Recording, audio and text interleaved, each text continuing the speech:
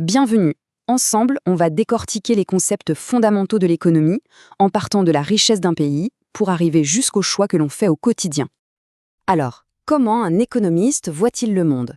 On imagine souvent que c'est juste une histoire d'argent, de marché financier, mais au fond, l'économie, c'est avant tout une façon de penser. C'est une grille de lecture pour comprendre les décisions, les grandes comme les petites. Allez, on se lance. Pour analyser tout ça, les économistes utilisent en fait deux grandes approches, deux sortes de lentilles pour observer la réalité. Tout commence avec une idée qui peut paraître toute simple, mais qui est absolument centrale. Les ressources sont rares. Il n'y a pas assez de tout pour tout le monde. Et c'est justement parce que tout est limité qu'on est obligé de faire des choix. D'un côté, il y a la macroéconomie. Là, on regarde la situation de très haut. On s'intéresse à la forêt dans son ensemble, la croissance d'un pays, l'inflation, le chômage. Et de l'autre, on a la microéconomie. Là, on zoome, on regarde les arbres un par un, les décisions d'un ménage, la stratégie d'une entreprise. Ce sont vraiment les deux échelles sur lesquelles les économistes travaillent. Bon, si la macroéconomie nous donne cette vue d'ensemble, comment est-ce qu'on fait concrètement pour mesurer la santé économique d'un pays tout entier? Eh bien, l'indicateur star pour ça, c'est le fameux PIB, le produit intérieur brut. Pour faire simple, c'est un peu comme l'étiquette de prix finale de tout ce qu'un pays a produit sur une année. Mais attention, pour calculer ce PIB, on ne peut pas tout additionner bêtement, sinon on compterait les choses plusieurs fois. C'est pour ça qu'on utilise la notion de valeur ajoutée. Prenons l'exemple d'une voiture. Le constructeur achète des pièces pour 15 000 € et il vend la voiture finie 25 000. Eh bien, la valeur qu'il a réellement créée, c'est la différence, 10 000 €. C'est ça la valeur ajoutée. Et quand on fait la somme de toutes ces valeurs ajoutées pour un pays comme la France, on arrive à ce chiffre qui donne le vertige. Mais attention, ce chiffre brut, aussi impressionnant soit-il, ne raconte pas toute l'histoire.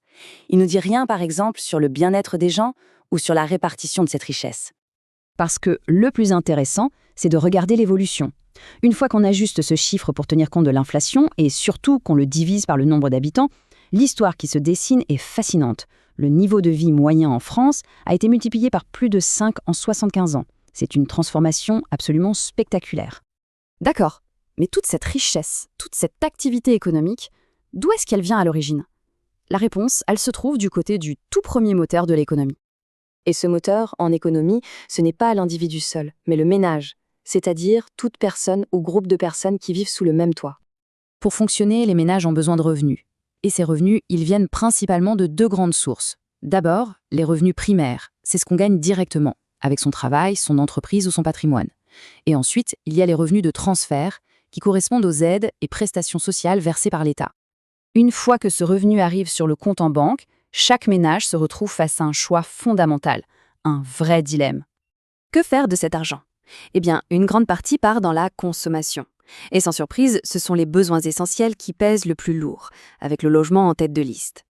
Mais, et c'est là que ça devient intéressant, tout ce qui n'est pas dépensé est mis de côté, c'est l'épargne. Et en France, on a un taux d'épargne qui est particulièrement élevé, bien plus que chez la plupart de nos voisins. Ça nous amène directement à l'un des plus grands débats de l'histoire de la pensée économique. Au fond, qu'est-ce qui nous pousse à dépenser ou au contraire à épargner? Les premiers économistes, les classiques comme David Ricardo, avaient une idée assez claire. Pour eux, le facteur décisif, c'était le taux d'intérêt. C'était vu comme la récompense qu'on obtenait pour avoir été patient, pour avoir préféré attendre plutôt que de consommer tout de suite. Et puis, un peu plus tard, arrive un certain John Maynard Keynes, qui va complètement changer la perspective. Lui, il dit « Le plus important, ce n'est pas le taux d'intérêt, la récompense future. Non, ce qui compte vraiment, c'est le revenu qu'on a aujourd'hui. » On passe d'une logique d'incitation à une logique de capacité. C'est un véritable changement de paradigme. Et ce débat a continué d'évoluer, bien sûr. D'autres économistes, comme Modigliani ou Friedman, ont ensuite affiné cette idée. Ils ont suggéré qu'on ne raisonne pas juste avec le salaire du mois, mais qu'on anticipe nos revenus sur l'ensemble de notre vie pour ajuster notre consommation. Tout cela nous laisse avec une question finale. Quand on prend une décision financière, est-ce qu'on fait vraiment une analyse rationnelle des coûts et des bénéfices? Ou est-ce qu'on suit plutôt des habitudes, des schémas qui sont façonnés par notre passé et surtout par notre vision de l'avenir? La question reste ouverte.